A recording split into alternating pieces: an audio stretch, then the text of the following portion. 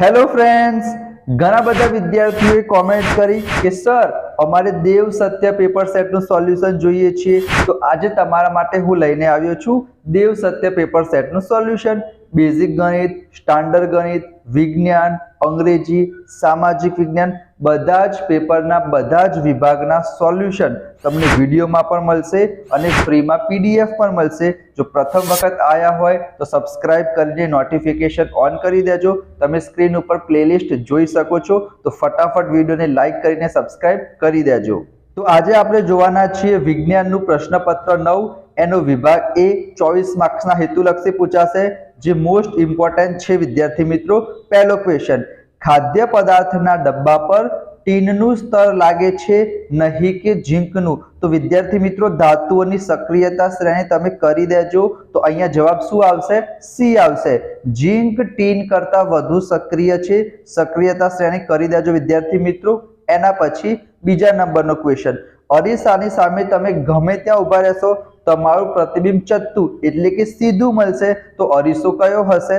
સમતલ અરીસો હશે, જે આપણા ઘેર હોય છે વિદ્યાર્થી મિત્રો, અથવા તો બહિર્ગોળ પણ હોઈ શકે છે. એના પછી ત્રીજા નંબરનો ક્વેશ્ચન, આહાર શૃંખલાનું નિર્માણ કોણ કરશે? તો ઘાસ કરશે, બકરી કરશે અને આપણે એટલે કે માનવ કરીશું વિદ્યાર્થી મિત્રો. એના પછી ચોથા નંબરનો ક્વેશ્ચન મોસ્ટ ઇમ્પોર્ટન્ટ છે કે સામાન્ય દ્રષ્ટિ ધરાવતી પુખ્ત વ્યક્તિ માટે, પુખ્ત એટલે કે જે નોર્મલ હશે, સ્પષ્ટ દ્રષ્ટિ અંતર કઈ જગ્યા હશે? 25 સેન્ટીમીટર હશે. એનો મતલબ કે 25 સેન્ટીમીટરના અંતરે તમે કોઈ પણ ચોપડી રાખશો તો તમે સરળતાથી વાંચી શકશો વિદ્યાર્થી મિત્રો. એના પછી આપણે જોઈએ છીએ ખાલી જગ્યાઓ. તો વિદ્યાર્થી મિત્રો પાંચમા નંબરનો ક્વેશ્ચન, જે તમને 2 માર્ક્સમાં પણ પૂછાઈ શકે છે કે લોખંડની સપાટીને લાંબો સમય ભેજયુક્ત હવાના સંપર્કમાં રાખીશું તો કાટ લાગશે, જેને આપણે લોખંડનું કટાવ કહીએ છીએ. આ પ્રક્રિયાને શું કહેવાય? ક્ષારણ કહેવાય. તો ક્ષારણ એટલે શું? તેને અટકાવવાના ઉપાયો, જેમ કે સિલ્વર હોય, ચાંદી હોય, એ કાળા કલરની થઈ જાય, કોપર લીલા કલરનું થઈ જાય અને લોખંડને બ્રાઉન એટલે કે કથ્થાઈ રંગનો શું લાગશે? કાટ લાગશે.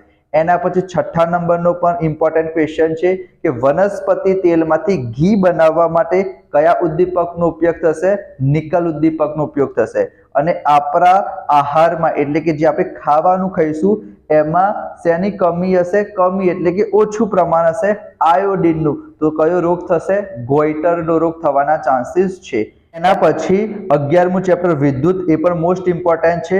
સમતુલ્ય અવરોધ શોધવાનું કીધું છે. અવરોધનો આઈ થિંક એક દાખલો તમારી પરીક્ષામાં પૂછાવાના ચાન્સીસ છે. સમાંતર જોડાણ, શ્રેણી જોડાણ, એ પણ તમારી પરીક્ષામાં પૂછાઈ જાય, તફાવત પૂછાઈ જાય. આ ચેપ્ટરમાં જેટલા પણ એકમો છે બધા કરી દેજો. ઉપરના 2 4 એ શ્રેણી જોડાણમાં છે અને એના પછી 8 થઈ જશે સમાંતર જોડાણ. તો જવાબ શું આવશે વિદ્યાર્થી મિત્રો? 4 ઓમ આવશે. અહીંયા મેં તમને લખીને બતાવ્યું છે. એના પછી ખરા ખોટા, જો લેન્સનો પાવર -0.4 હોય તો અંતર્ગોળ લેન્સ હોવો જોઈએ. એ લોકોએ બહિર્ગોળ કીધું છે, એનો મતલબ કે વિધાન ખોટું છે. એના પછી ઇમ્પોર્ટન્ટ ક્વેશ્ચન, દૈનિક જીવનમાં pH નું મહત્વ અને pH માપક્રમ 5.5 કરતા ઘટી જાય તો આપણને ખબર જ છે વિદ્યાર્થી મિત્રો, દાંત સડવાના ચાલુ થઈ જશે. એકદમ સાચું છે. એના પછી ઓછા ઓક્સિજનની હાજરીમાં લેક્ટિક એસિડમાં રૂપાંતરણ થાય પાયરુવેટનું, સાચી વાત છે. જૈવિક ક્રિયાઓ મોસ્ટ ઇમ્પોર્ટન્ટ ચેપ્ટર છે. 14 માર્ક્સ તમારી પરીક્ષામાં પૂછાય છે. અને માનવમાં પ્રત્યેક લક્ષણ પિતૃઓના ડીએનએ નું પૂરું નામ શું થાય? ડીઓક્સીન્યુક્લિક એસિડ. આરએનએ નું રિબોન્યુક્લિક એસિડ પ્રભાવિત હોઈ શકે છે. સાચી વાત છે, કારણ કે પપ્પાના જે લક્ષણો હશે એ પુત્રમાં અથવા પુત્રીમાં આવે છે, તો સાચી વાત છે. એના પછી વિરંજક પાવડર, જેને આપણે બ્લીચિંગ પાવડર પણ કહીએ છીએ, એનું રાસાયણિક સૂત્ર શું થશે? CaOCl2, જેનું નામ શું થશે? Calcium oxychloride.